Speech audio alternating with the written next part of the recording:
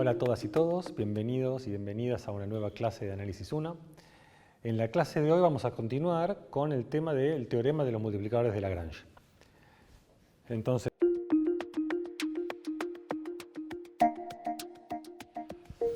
bueno, ¿qué decía este teorema? Este teorema lo que está tratando de decirnos es cómo encontramos candidatos a extremos, o sea, cómo buscamos puntos críticos cuando tenemos una función, pero que está restringida a, las variables de la función está restringida a moverse dentro de una curva o una superficie, dependiendo si estamos en R2 o en R3, y esa curva y esa superficie son el conjunto de nivel de otra función g.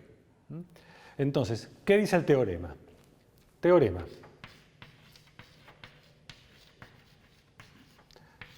Tenemos nuestra función f, que es nuestra función objetivo, la función que queremos calcular su máximo o su mínimo.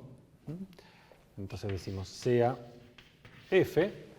Entonces f puede ser una función de x y, definida en R2, o una función de tres variables, x y z, definida en R3. Entonces esta función nosotros le pedíamos que tenga una cierta regularidad, que es que sea diferenciable, tiene que tener derivadas parciales. Entonces sea f una función diferenciable.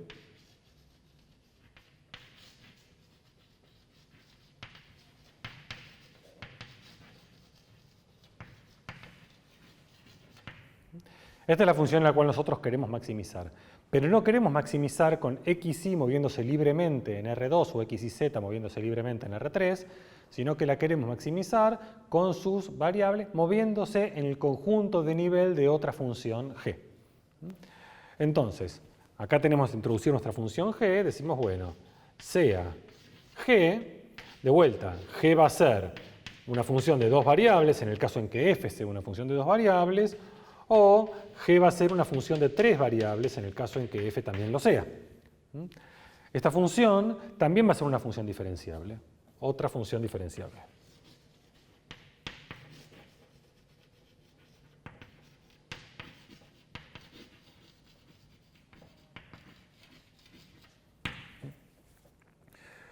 Entonces, lo que estamos buscando nosotros es tomar un conjunto de nivel de esta función g, que típicamente, si es de R2 va a ser una curva, y si es de R3 va a ser una superficie, eso es lo que uno espera idealmente, y queremos hallar el máximo o el mínimo de f cuando la variable, cuando x y se están moviendo en ese conjunto de nivel. Entonces, el teorema dice, bueno, si p, que pertenece al conjunto de nivel g igual a k, es un extremo de f en el conjunto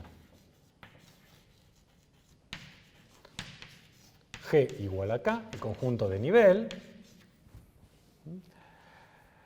entonces hay una condición. La condición cuando era extremo libre es que el gradiente de f vale 0. La condición en un extremo restringido va a ser una relación entre los gradientes de f y de g. Entonces, para que ocurra eso, hay una condición de regularidad que hay que pedir en g, que más adelante voy a comentar un poco por qué es, que es que el gradiente de g no tiene que anularse en el punto p. Entonces, si p es un extremo de f en este conjunto y el gradiente de g en el punto p no se anula, entonces existe un número que llamamos con la letra lambda, un número real. Este es el multiplicador de Lagrange, por eso el nombre del multiplicador es de Lagrange. Bueno, ¿por qué el plural? Lo voy a explicar un poquito más adelante, al final de la clase. Pero en principio es un multiplicador de Lagrange, tal que el gradiente de f en el punto P es igual a lambda por el gradiente de g en el punto P. Muy bien. Entonces, lo que me está diciendo este teorema de Lagrange es cuando yo quiero maximizar o minimizar una función con una restricción, la restricción dada por un conjunto de nivel de una función, la ecuación de punto crítico es esta. No que el gradiente se anule, sino que el gradiente de f sea un múltiplo del gradiente de la restricción. Hay una condición que es esta, que el gradiente de g no se anule, que voy a explicar después. De alguna manera lo que me va a estar garantizando esta condición es efectivamente que el conjunto de nivel sea o una curva o una superficie. ¿Sí? Esa condición es la que me garantiza eso, que ese conjunto de nivel es una curva o una superficie, y vamos a hacerlo con un poquito más de detalle más adelante. Bueno, la clase pasada vimos el teorema, hicimos un ejemplo. Lo que quería hoy, para empezar, es hacer otro ejemplo, un ejemplo en R3 ahora, donde usemos este teorema para optimizar una función, y después que tratemos de entender geométricamente qué está diciendo esta condición, por qué esta condición es la que ocurre, por qué esta condición es la condición de punto crítico en este contexto. Muy bien, entonces el ejemplo, hicimos un ejemplo en R2, hagamos ahora un ejemplo en R3. Entonces mi ejemplo es, sea f ahora de tres variables, f de x y z, igual a x más y menos 2z, una función simple, una función lineal, y lo que me piden es hallar si existen el máximo y mínimo de f sujeto a la restricción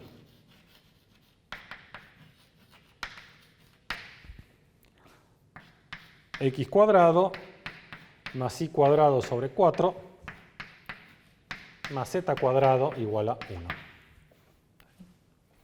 Este es un ejemplo típico de lo que uno va a estar trabajando con este contexto.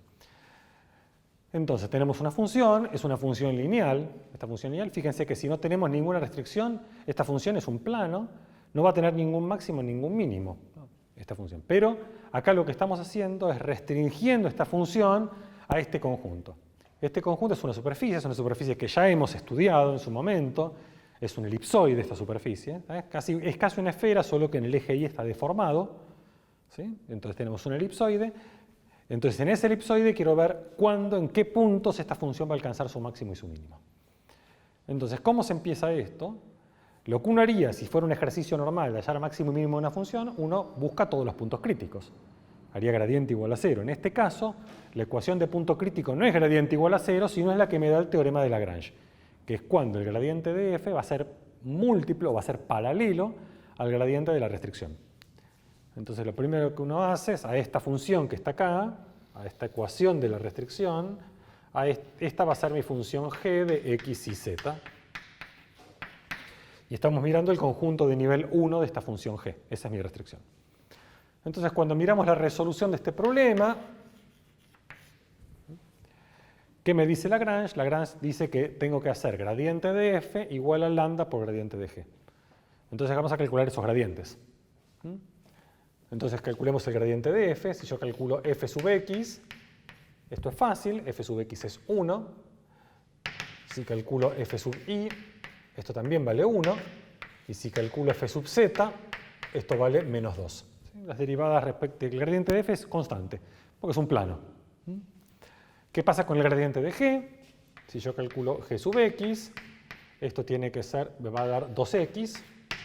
Si calculo g sub y, esto va a dar y sobre 2. Y si calculo g sub z, esto va a dar 2 veces z. Entonces quiero escribir el sistema de ecuaciones de punto crítico, que es el sistema de ecuaciones que me da Lagrange. Lagrange dice que la gradiente de f tiene que ser un múltiplo del gradiente de g. Entonces tenemos f, esto va a ser 1 igual a lambda por 2x, 1 igual a lambda por i sobre 2 y 1 igual a lambda por 2z.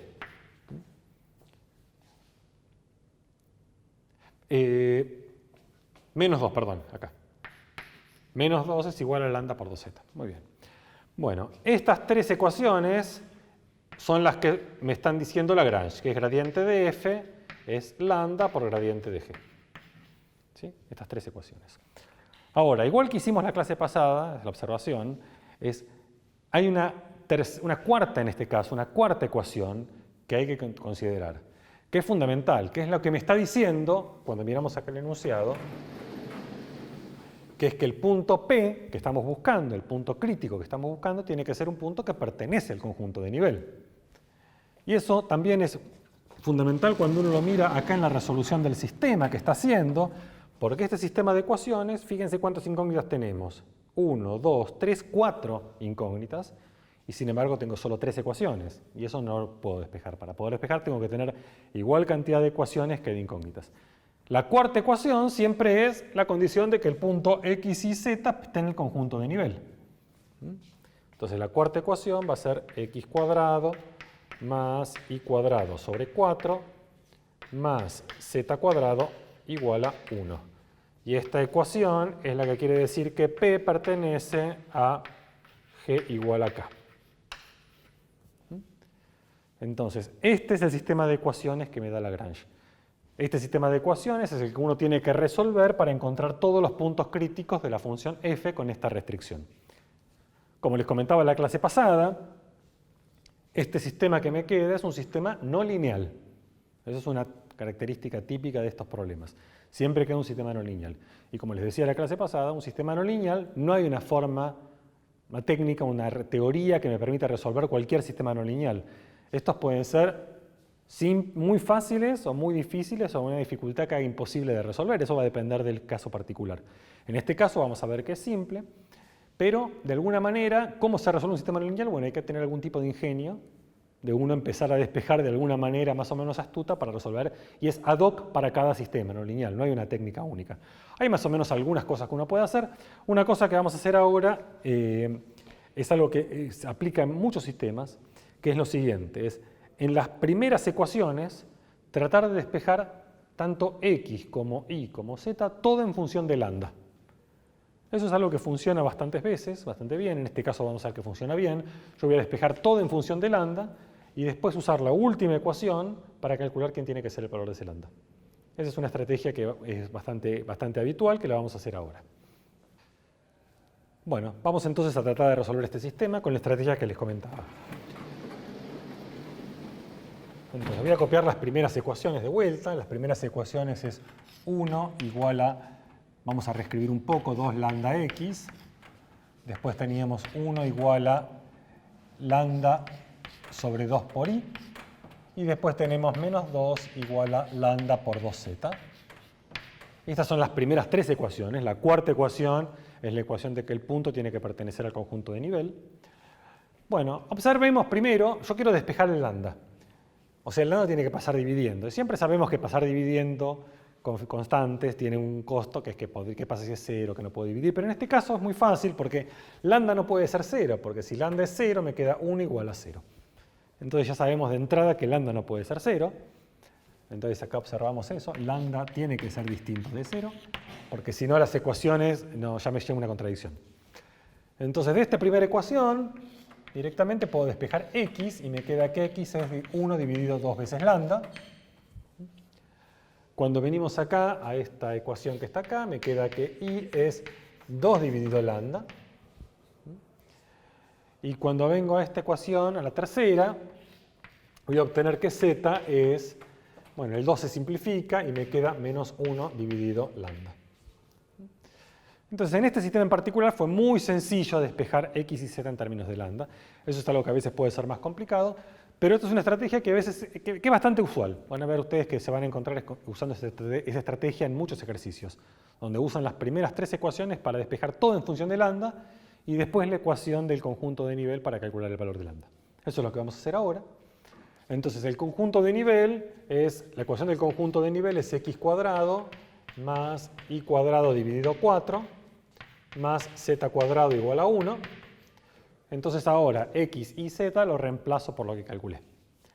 Entonces tenemos 1 dividido 4 lambda cuadrado, esa es la primera, más, acá sería 4 sobre lambda cuadrado,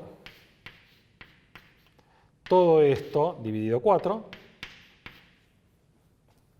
más z cuadrado, que es 1 sobre lambda cuadrado. Todo esto tiene que ser igual a 1. Bueno, este 4 y este 4 se cancelan. ¿Y qué me queda? El lambda cuadrado sale factor común y me queda 1 sobre lambda cuadrado, factor común de 1/4, más 1, más 1, más 2. Igual a 1. Entonces, 2 más 1/4 es 9/4, si no estoy haciendo mal la cuenta. Y el lambda cuadrado lo puedo pasar multiplicando para el otro lado. Entonces, toda esta ecuación me quedó que el lambda cuadrado tiene que ser igual a 9/4. Muy bien, si lambda cuadrado es 9/4, de acá tenemos dos valores posibles para lambda. Entonces, lambda me va a quedar más o menos 3/2. Bueno, para cada uno de estos valores de lambda voy a obtener un punto crítico diferente. Eso, vengo acá a la ecuación que tenía, y de acá vamos a tener entonces que P1 va a corresponder a cuando lambda es más 3/2. Si acá pongo lambda más 3/2, me queda que x es 1/3. Si acá pongo 3/2, me queda 4/3. Y si acá pongo 3/2, me queda menos 2/3.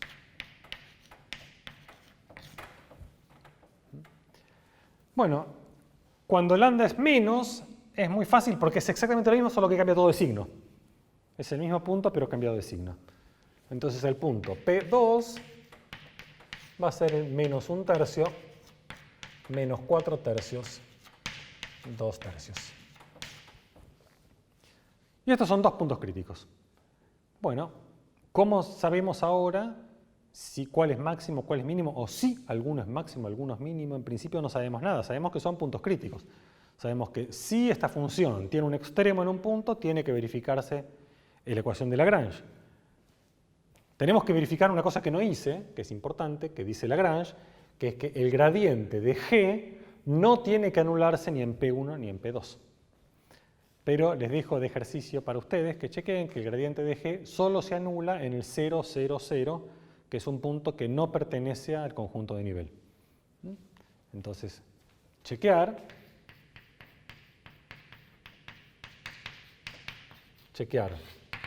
el gradiente de G es igual a 0, si solo si x y z es igual al 0, 0, 0, y este punto no pertenece a G igual a K. O sea que el gradiente de G no se va a anular en ningún punto de interés, eso no es algo que va a estar molestando. Muy bien, entonces tenemos estos dos puntos, pero ¿cómo hago para saber si son máximos, si son mínimos, o si hay máximo, por ahí no existe el máximo, por ahí no existe el mínimo? Y acá es donde vamos a recurrir nosotros al teorema de Weierstrass. El teorema de Weierstrass me asegura que si tenemos una función continua definida en un conjunto que es compacto, esa función va a alcanzar un máximo y un mínimo absoluto. Mi función f es continua y la restricción g igual a 1 es un compacto, porque esta restricción nosotros la hemos estudiado, es un elipsoide. Vamos a intentar hacer un pequeño gráfico de ese elipsoide.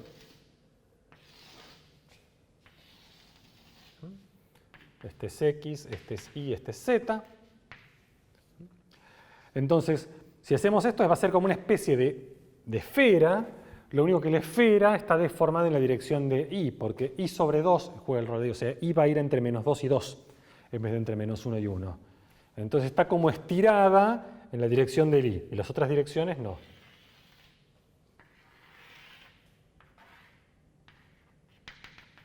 Como una pelota de rugby, ¿está bien? Una especie de pelota de rugby. Está estirada en una dirección y es esférica en las otras. Muy bien. Esta región es compacta porque es cerrada, porque está dada por una igualdad, eso sabemos que es cerrado, y evidentemente del gráfico vemos que está acotada. Entonces, sabemos nosotros por Weierstrass que f alcanza un máximo y un mínimo. Y nosotros encontramos dos puntos críticos. Entonces, uno de esos puntos críticos tiene que ser el máximo y otro de esos puntos críticos tiene que ser el mínimo. ¿Cómo hacemos para saber cuál es cuál? Simplemente evaluamos f en esos dos puntos. Entonces yo calculo ahora f en P1. Voy a recordar acá quién es f, para que lo tengamos presente. F de x, y, Z es X más Y menos 2Z. Entonces, cuando acá calcule este más este 5 tercios, menos este, o sea, tengo que sumar, son 7 tercios.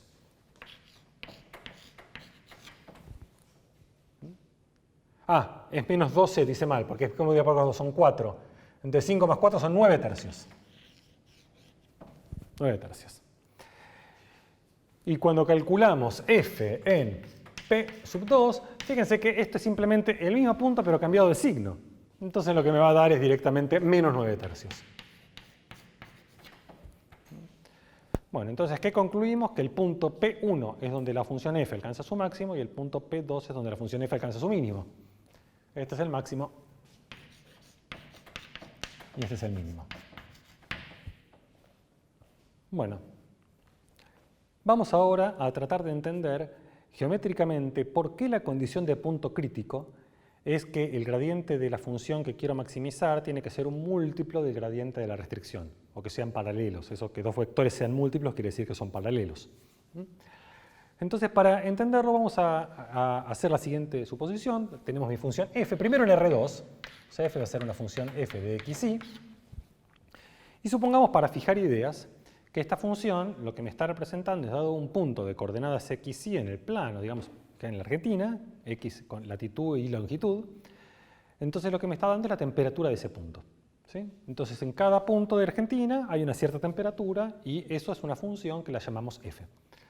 Entonces lo que voy a graficar yo ahora en el plano son lo que se llaman las isotermas.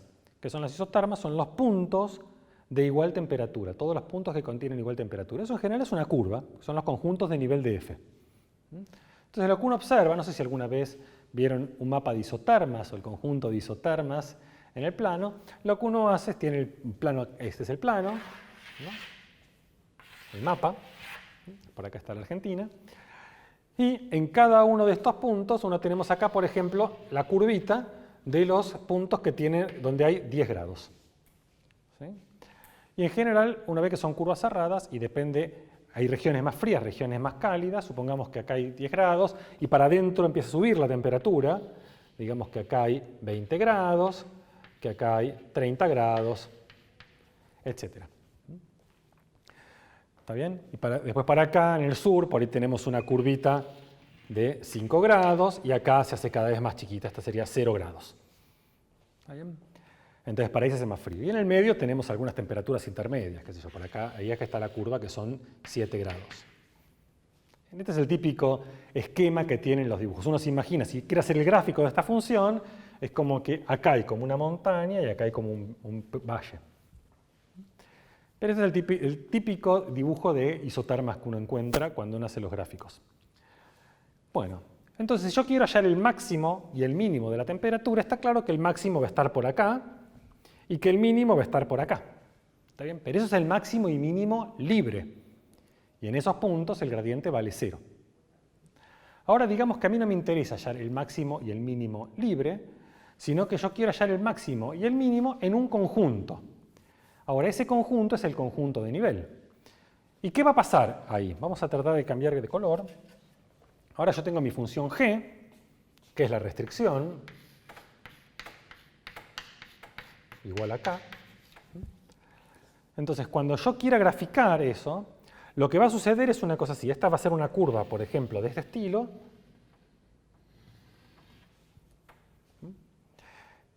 Que va a tener esta pinta. Esta pinta va a ser mi curva g igual a k. Y lo que sucede típicamente es que cuando cuando se mete en la curva más grande, ahí la tiene que tocar tangencialmente.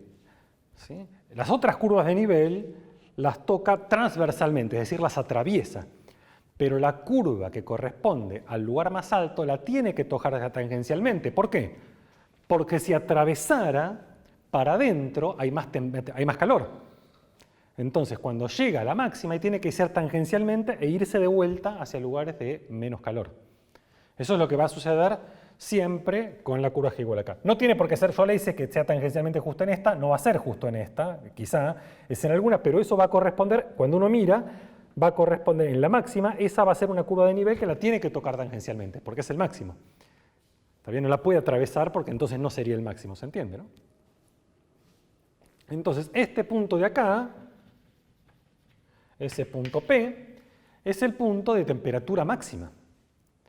Entonces, lo que uno observa es que el punto de temperatura máxima es un punto en donde el conjunto de nivel, la curva de nivel de G igual a K, es tangente al conjunto de nivel, a un isoterma de temperatura, un conjunto de nivel de F. Bueno, esta es la clave geométrica. Los conjuntos de nivel, el conjunto de nivel G igual a K tiene que ser tangente al conjunto de nivel donde F es máximo en la restricción.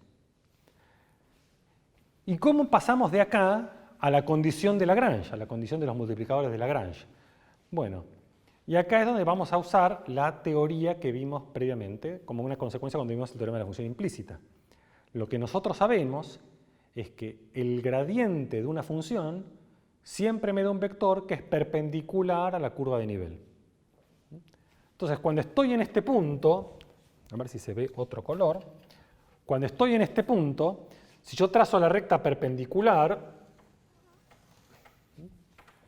ahí, esa recta perpendicular va a ser tanto perpendicular a la curva G igual a K, como perpendicular a la isoterma. Tiene que ser perpendicular a los dos. ¿Por qué? Porque las dos otras curvitas son tangentes. Como son tangentes en ese punto, la normal tiene que ser la misma a ambos.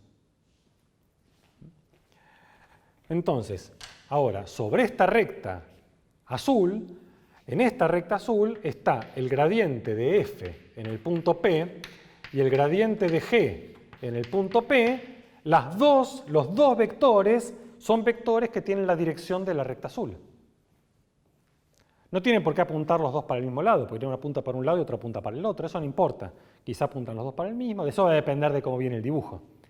Pero ambos vectores, el gradiente de F y el gradiente de G, los dos vectores viven en esta recta azul. Como los dos viven en esta recta azul, los dos son paralelos. Y si los dos son paralelos, uno tiene que ser un múltiplo del otro. ¿Está bien? Entonces, estos dos tienen la dirección de la recta azul. Luego son paralelos.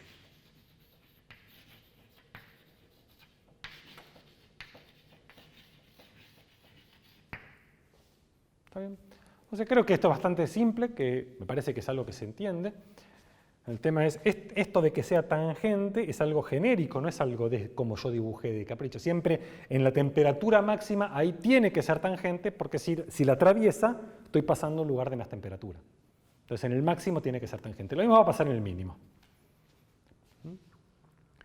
Ahora, esto es lo que ocurre en dimensión 2. ¿Qué ocurre en dimensión 3? ¿Qué pasa en dimensión 3? ¿Por qué en dimensión 3 también pasa lo mismo? Acá se podría hacer una cuenta más o menos parecida, pero voy a hacer un argumento un poquito diferente. Supongamos ahora, esto sería, esto que vimos acá es en R2. ¿Qué pasa en R3?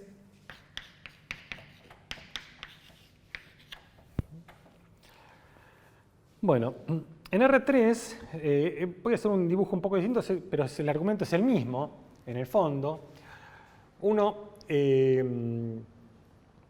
Lo que uno hace es lo siguiente. Acá tenemos, cuando miramos el conjunto de nivel G igual a K, este conjunto de nivel ahora es una superficie. ¿Está bien? Es una superficie. Entonces digamos que la superficie esta es esta superficie que está acá. Este es G igual a K.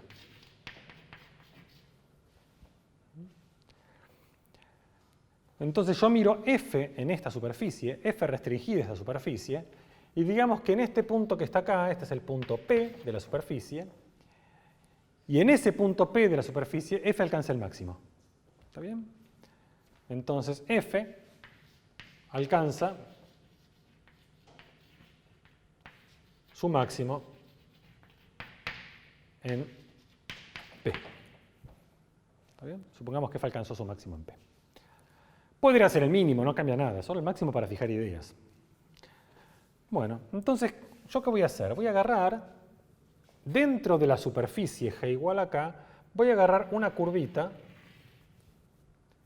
que pase por el punto P. Esta es una curvita, esta curva la vamos a llamar R de T. ¿Sí? Y vamos a tomar esa curvita sobre la superficie que pasa por el punto P. En algún tiempo T0 o 0, qué sé yo. Vamos a suponer entonces que pase por el punto es que R en el tiempo T sub 0 es igual a P. Pasó por el punto P en algún instante. Entonces, si yo ahora hago la composición, miro F compuesto con R de T, esta función es una función ahora de una variable. Y como función de una variable, va a alcanzar su máximo, ¿en qué tiempo? Va a alcanzar su máximo cuando t esté 0, porque en ese momento R de t vale en el punto P y en ese lugar es donde f alcanza el máximo. Entonces, esta función de una variable alcanza su máximo en t0. Entonces tenemos que este es máximo en t0. Muy bien. Pero ahora tengo una función de una variable que alcanza su máximo en un instante t0. Si una función de una variable alcanza su máximo en un instante t0, su derivada vale 0. Bien, entonces vamos a seguir la cuenta acá.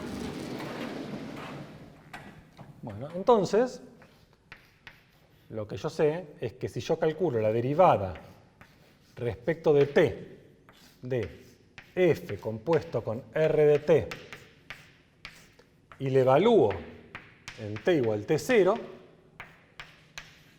esto tiene que valer 0. Bueno, ¿cómo calculo esto? Regla de la cadena. No sé si se acuerdan de regla de la cadena, si no lo repasan, lo hicimos muchas veces esta cuenta. Esta derivada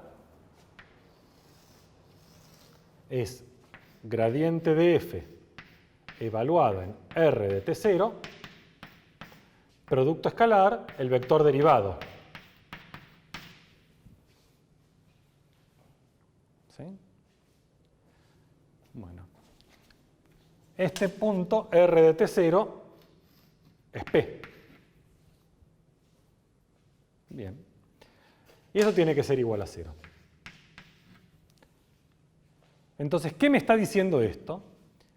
Esto me está diciendo que el gradiente de f en P es perpendicular al vector derivado. ¿Bien? Esa es la información geométrica que sacamos de acá. Entonces, el gradiente de f en P es perpendicular a R' en T0. Esta es mi información geométrica. Voy de vuelta al dibujito. Y vamos a tratar ahora de entender esto geométricamente. ¿Qué me dice esto? ¿Quién es el vector derivado en este dibujo? El vector derivado, si mi curva supongamos que viene en esta dirección, el vector derivado es un vector tangente a la curva. Entonces el vector derivado va a ser alguien que es así. Este es R' de T0. Es un vector que es tangente a la curva y por ende es tangente a la superficie. Entonces, si el gradiente es perpendicular a R', pero fíjense que R' de alguna manera es arbitrario. Esto lo puedo hacer para cualquier curva. Entonces esto está diciendo que el vector gradiente tiene que ser perpendicular a cualquier vector tangente a la superficie. Entonces, si miro acá la dirección perpendicular, azul, esa dirección va a tener que ser perpendicular a cualquier tangente a la superficie. O sea, en particular es perpendicular a la superficie. Y lo que vamos a tener entonces es que el gradiente de f en el punto P está en la dirección de la recta azul.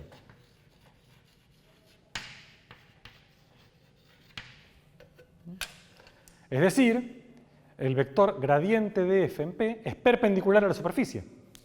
que era lo que habíamos concluido antes, ¿no? Pero en el caso de 3D, en el caso 3D es un poquito más de trabajo, pero de todas maneras uno concluye que entonces el gradiente de f en P es perpendicular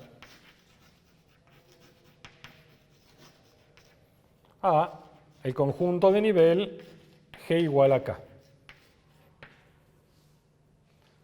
¿Sí? El gradiente de f es perpendicular al conjunto de nivel. Bueno, pero cuando nosotros vimos el teorema de la función implícita, una de las cosas importantes que dedujimos es que el gradiente de G siempre es perpendicular a sus conjuntos de nivel. Y sabemos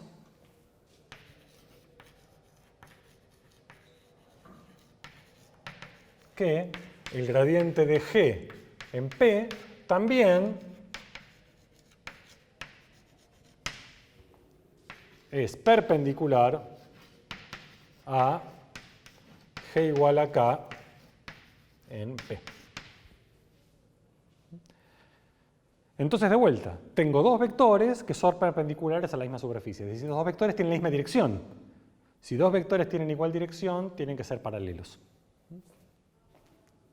Entonces, el gradiente de f en P es paralelo al gradiente de G en P, y que sean paralelos es que uno es múltiplo de otro, y eso es lo que dice Lagrange.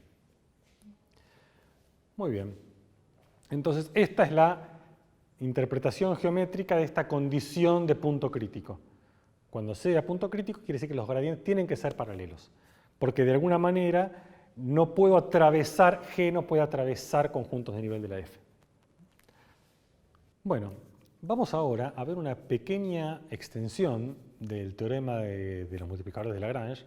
Un poco ahí se va a entender por qué llamamos de los multiplicadores en plural, que es qué pasa cuando estamos en R3 ahora, pero en vez de tener una restricción, tenemos dos restricciones. Geométricamente, ¿qué sería eso? Que en vez de restringir la función que queremos maximizar a una superficie, la queremos restringir a una curva que es la intersección de dos superficies. Entonces, una curva en R3 se puede mirar siempre como la intersección de dos superficies. Entonces, ¿qué pasa si yo ahora restringo una función de R3 a ese contexto? Entonces, la situación ahora va a ser la siguiente. Entonces, tenemos f de x y z. Esto es algo que va a suceder en R3, no en R2. Tenemos una función entonces de tres variables, x y z. Y queremos optimizar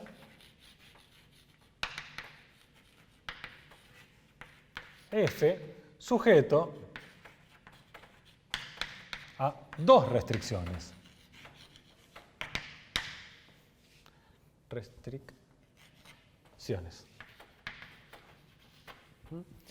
Esas dos restricciones van a ser entonces una cierta función g de x y z igual a k y una otra función h de x y z igual a, digamos, L.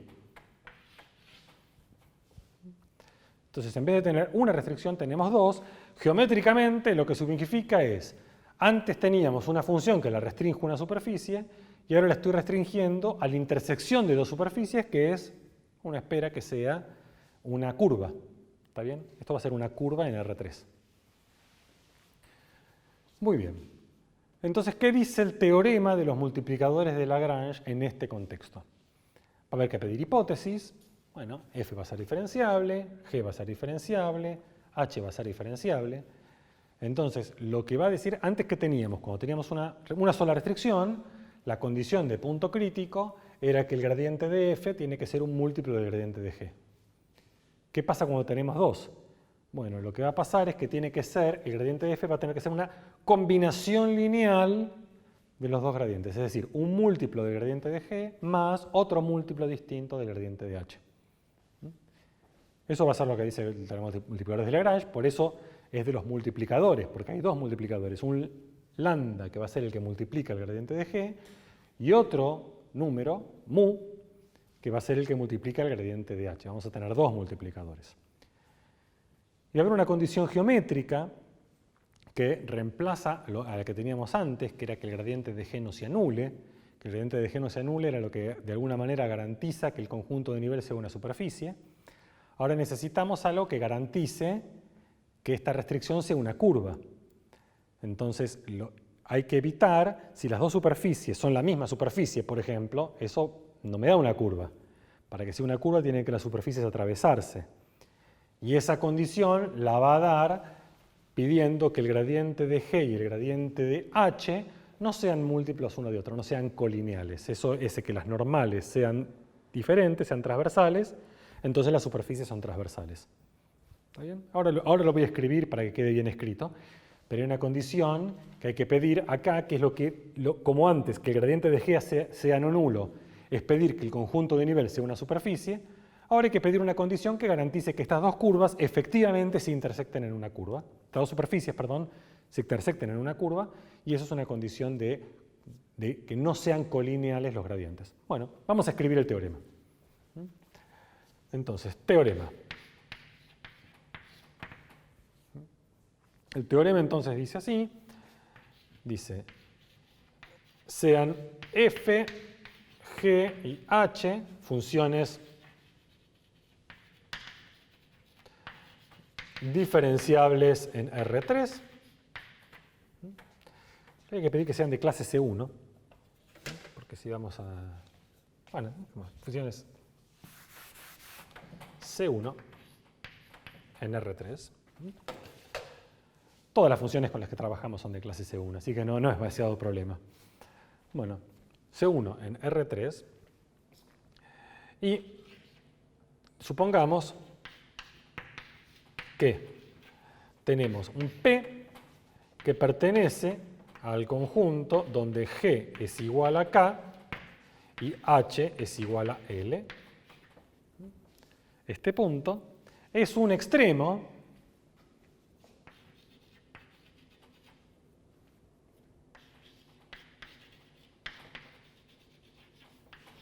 de F en este conjunto.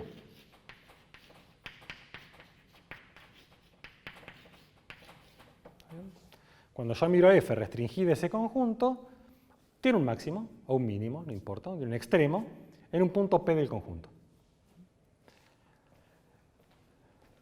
Ahora lo que voy a querer yo, voy a querer esa condición de transversalidad, que las superficies, los conjuntos de nivel de G y de H se corten transversalmente en punto P. Esa es la condición sobre los gradientes. Entonces,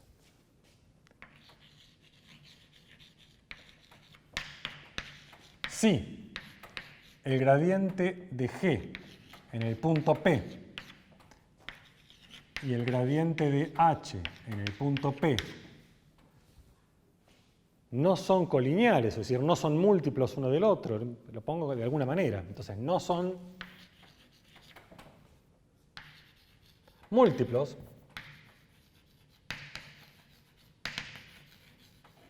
¿está bien? Eso está diciendo geométricamente que las dos superficies se cruzan, se atraviesan.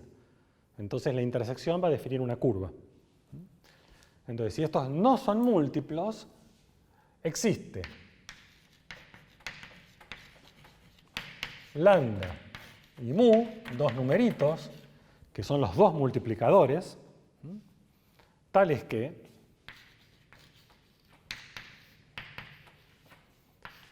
el gradiente de F en P es lambda por el gradiente de G en P más mu por el gradiente de H en P.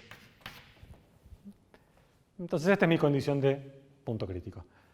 Como ven, cada vez se empieza a complicar más. Imagínense ustedes si estuviéramos en Rn con K restricciones. Estas cosas se puede hacer un teorema cada vez más general, pero con este nos vamos a conformar nosotros, porque es un caso que aparece, que es maximizar una función en R3 sobre una curva. Entonces es importante tener esta versión. Bueno, entonces ahora lo que va a suceder, fíjense, cuando yo quiero armarme mi ecuación de punto crítico, voy a tener esta ecuación como es una igualdad de gradientes, cuando iguale cada una de las coordenadas, voy a tener tres ecuaciones, ¿sí? Pero ahora, ¿cuántas incógnitas tenemos? Tengo x, y, z, lambda y mu. Voy a tener 5 incógnitas. Tengo 3 ecuaciones y tengo 5 incógnitas. Para completar mi sistema de Lagrange voy a necesitar 2 ecuaciones más. ¿Quiénes son mis 2 ecuaciones más? Bueno, g igual a k, h igual a l. Entonces ahí tengo 5 ecuaciones con 5 incógnitas. Bueno, obviamente cada vez se complica más, ¿no? Porque tenemos ahora un sistema de 5 por 5. Pero bueno, vamos a ver que si así en abstracto puede parecer una cosa tremenda, y en muchos casos lo es, en otros casos no lo es tanto y podemos resolverlo. Algo se puede hacer. Entonces vamos a hacer un ejemplo.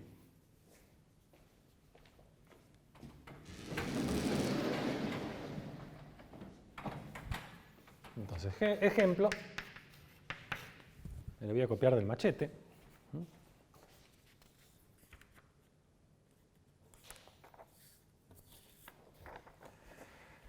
¿Está bien? Entonces, calcular los extremos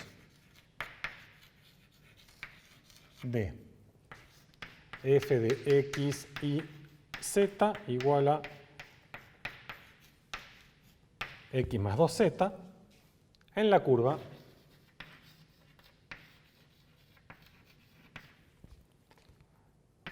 dos x cuadrado más y cuadrado igual a 1, x más y menos z igual a 2.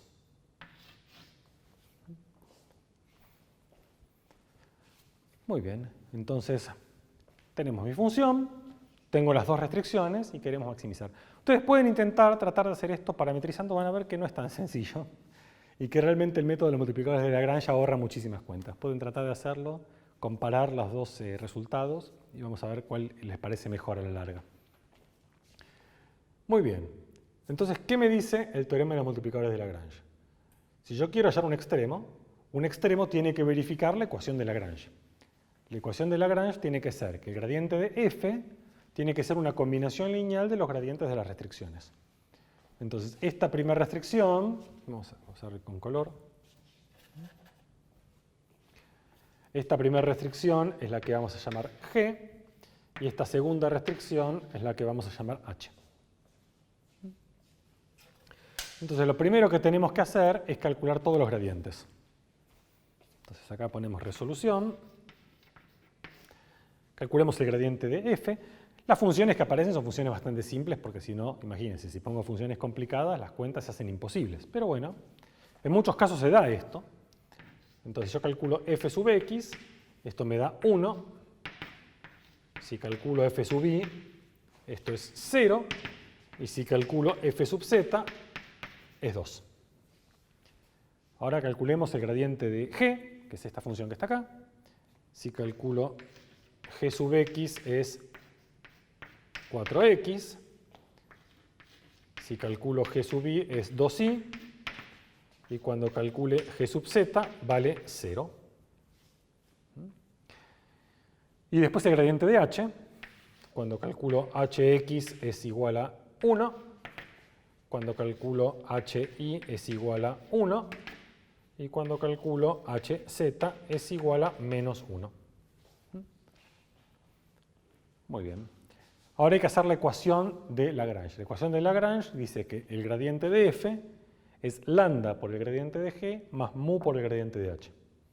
Entonces hacemos esa ecuación coordenada a coordenada. Eso me va a dar 3 ecuaciones. Muy bien.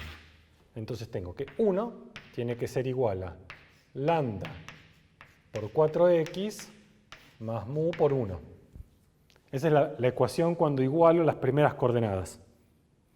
Cuando igualo las segundas me queda que 0 tiene que ser lambda por 2i más mu por 1. Y en la última tengo que 2 tiene que ser igual a lambda por 0 más mu por menos 1. Bien. Entonces, estas son las ecuaciones de los multiplicadores de Lagrange. Tengo dos multiplicadores, lambda y mu. De vuelta, 3 ecuaciones, pero 5 incógnitas. X, y, z, lambda, mu. Necesito 2 ecuaciones más. ¿Qué otras dos ecuaciones más tengo? Estas dos. Entonces, mis otras dos ecuaciones, estas ecuaciones que están acá, es que gradiente de f es lambda gradiente de g más mu gradiente de h. Y ahora vienen las otras dos ecuaciones, que es 2x cuadrado más y cuadrado igual a 1, x más y menos z igual a 2. Y estas dos ecuaciones es g igual a k, h igual a l. Bueno, acá termina la teoría de Lagrange. ¿Qué nos queda ahora? Bueno, arremangarse. Y de vuelta, como siempre, igual que pasa con una restricción, estas cuentas pueden ser más fáciles, más difíciles, darse maña, salir, no salir, preguntarle ayuda a un docente, a un compañero, eso va a pasar siempre, porque ahora tengo que resolver un sistema no lineal y tengo que de alguna manera darme maña. No hay una técnica única que no falla nunca, eso no existe. Bueno, vamos a tratar de hacerlo, a ver qué nos sale. Obviamente 5 ecuaciones con 5 incógnitas puede ser complicado y eso hay que ver cada caso. En este caso particular hay una ecuación que si la miramos fijo ya me elimina una incógnita. ¿Cuál es? Piensen un segundo. Y claro, es esta. Porque la tercera ecuación, acá al tener el 0 no aparece lambda, acá solamente tengo el mu solito, entonces me queda de esta ecuación que mu tiene que valer menos 2. Eso es una cosa fantástica de este sistema, que ya inmediatamente solo inspeccionamos y eliminamos una incógnita. Entonces de acá vamos a tener que mu vale menos 2. Bueno, entonces voy ahora a reescribir todo este sistema, pero ya sin mu. Donde dice mu voy a reemplazar con menos 2.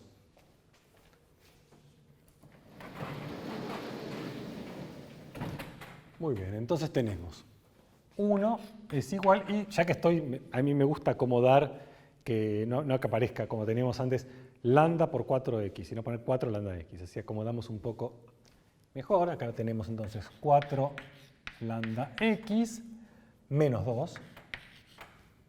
Después tengo que 0 es igual a 2 lambda y menos 2. Y después teníamos las dos ecuaciones de las restricciones. 2x cuadrado más y cuadrado igual a 1 y x más y menos z igual a 2. Bueno, y vamos a aplicar la misma tipo de estrategia ahora que usamos en el ejercicio anterior, que es que tratar de despejar todas las variables en función de lambda. Entonces, a ver qué podemos hacer. Entonces, de acá, fíjense que lambda no puede ser 0. Eso lo observo porque voy a querer dividir por lambda en algún momento, pero lambda no puede ser 0 porque si lambda es 0, acá tengo que 1 es igual a menos 2. Entonces lambda no puede ser 0. Entonces de esta ecuación, si el 2 lo paso para acá, me queda 3, entonces me queda que x tiene que ser igual a 3 sobre 4 lambda. ¿Sí? Acá observamos entonces, voy a aclarar acá, que lambda no puede ser 0. Bueno, venimos a esta ecuación que está acá, el 2 pasa para acá, con este 2 se simplifica, me queda de acá que y tiene que ser 1 sobre lambda. Y z, bueno, z no estaba, pero z lo puedo despejar de esta ecuación. ¿Sí? Si vengo a esta ecuación voy a despejar quién es z. Entonces de acá me queda que x, 3 sobre 4 lambda, más y, 1 sobre lambda, menos z tiene que ser igual a 2. Entonces, de acá me queda que z tiene que ser igual a 3 sobre 4 lambda más 1 sobre lambda menos 2. Y si acá sumo, como un denominador 4 lambda, y acá me quedó 3 más 4 menos 8 lambda. Si no hice mal la cuenta. Entonces esto me quedó 7 menos 8 lambda dividido 4 lambda. Bueno, entonces tengo ya x y z, todo en función de lambda. Me queda por calcular lambda. Y para calcular lambda vamos a usar esta ecuación. Con esta ecuación vamos a calcular lambda. Entonces de acá sacamos que 2 por 3 sobre 4 lambda al cuadrado más 1 sobre lambda al cuadrado tiene que ser igual a 1. Esa es la ecuación cuando reemplacé x e y por sus valores. Bien. Fue clave acá que pudimos eliminar mu, ¿no? Eso ayudó mucho. Entonces acá tenemos 9 sobre 16. Con este 2 es un 9 octavos. 9 sobre 8 lambda cuadrado más 1 sobre lambda cuadrado tiene que ser igual a 1. Bueno, si acá hago como un denominador, acá me queda un 8 arriba, ¿no? Entonces me queda 17 sobre 8 lambda cuadrado, ¿no? Esto tiene que ser igual a 1. Aparentemente no quedaron números muy bonitos, pero era de esperar. Bastante que pudimos despejar. Entonces de acá paso multiplicando y me queda que lambda va a ser igual a más o menos la raíz cuadrada de 17 octavos.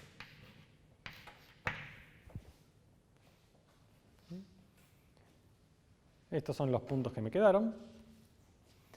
Bueno, obtuvimos 2 puntos. Entonces tenemos un punto P1 que es x.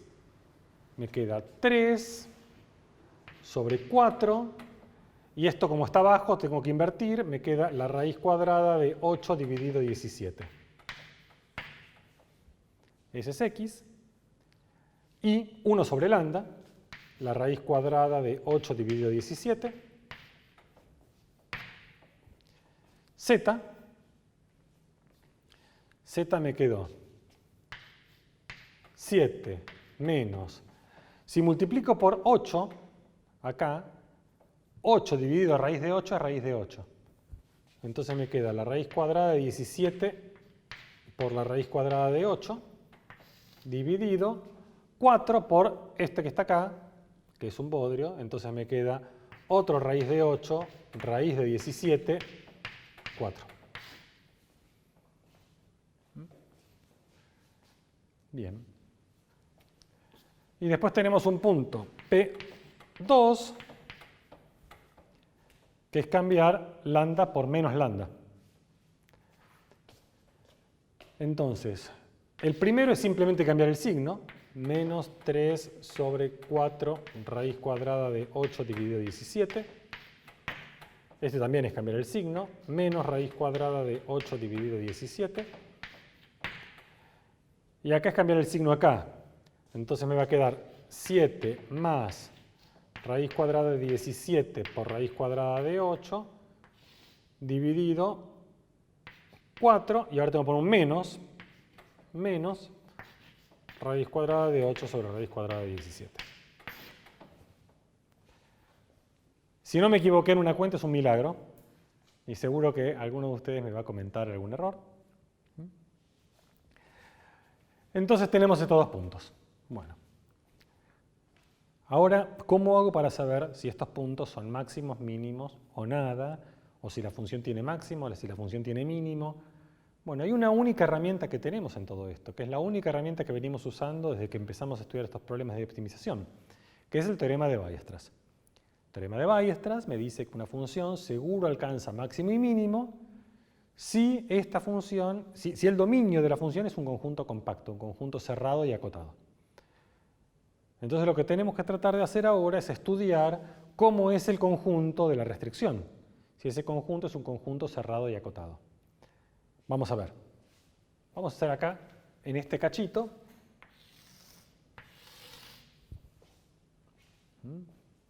Vamos a ver en ese cachito cómo es ese conjunto. Bueno, fijémonos. Mis restricciones, las tengo acá. Estas son mis restricciones. Vamos a hacer un dibujo.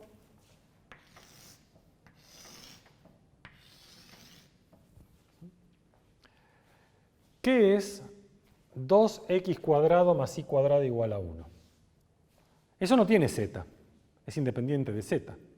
Entonces, si yo lo grafico en el plano XY, eso es la ecuación de una elipse. Eso es algo que ya lo conocemos muy bien, es la ecuación de una elipse. ¿Sí? Es una elipse que está como un poquito aplastada en la dirección del eje de las X. El eje de las Y sigue yendo entre -1 y 1, pero el X está un poco más achicado, porque el X tiene que ir entre 1 sobre raíz de 2 y -1 sobre raíz de 2. Entonces, una elipse acá en el plano XY es una elipse un poquito aplastada en la dirección del X, y Z es arbitrario. Esto ya lo vimos, este tipo de figuras, son cilindros, ¿no? Es un cilindro elíptico.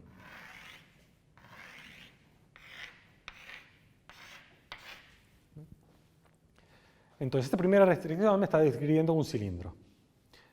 ¿Y qué es esta segunda restricción? Esta segunda restricción es un plano inclinado, ¿no? No lo voy a dibujar ahora exacto, no interesa la precisión, pero simplemente para que se den una idea. Si yo ahora tomo este cilindro y lo corto con un plano inclinado, hago un corte, lo que voy a obtener es una curvita de este estilo. Es una curvita sobre el. Un corte es como haber tomé un caño y hacerlo un corte chanfleado. Y me queda una curvita así ladeada. Y más allá de. Lo pueden ustedes dibujar en el GeoGebra, es muy fácil. Pero más allá de todo, lo único que me importa ahora es darme cuenta que ese conjunto, esa intersección, que es una curva, es cerrado, porque está definida con dos igualdades, y lo que vemos es que es acotada. Es decir, esta intersección, este es un conjunto compacto. Entonces Weierstrass me va a decir que esta función tiene que alcanzar un máximo y un mínimo. Y yo encontré dos puntos críticos. Entonces, uno de estos puntos críticos tiene que ser un máximo y otro de estos puntos críticos tiene que ser un mínimo. Bueno, el ejercicio para ustedes ahora es determinar cuál es cuál. Y con eso terminamos la clase.